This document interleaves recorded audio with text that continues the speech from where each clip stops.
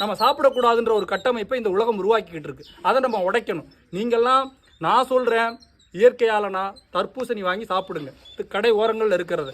உங்களுக்கு ஒரு வேளை பயமாக இருக்குது அந்த வீடியோவில் பார்த்தோம் அப்படின்னா ஒரு சிம்பிள் ஸ்டெப்பு சொல்லித்தரேன். இந்த மாதிரி வெள்ளை துணியை எடுத்துக்கோங்க, இதில் தேய்ங்க.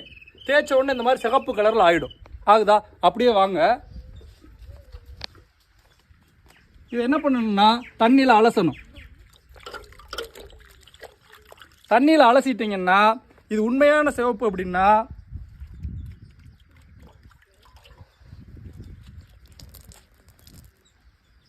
அந்த சிவப்பு உடனே போயிடும். அப்படி போகாமல் இந்த சிவப்பு இதிலே ஒட்டிக்கிச்சுன்னா அதுதான் கெமிக்கல். அதனால் பழங்களை சாப்பிடுங்க. நான் இதை பன்னாட்டு நிறுவனங்களுடைய குளிர்பானத்திற்கு எதிராக போடலை.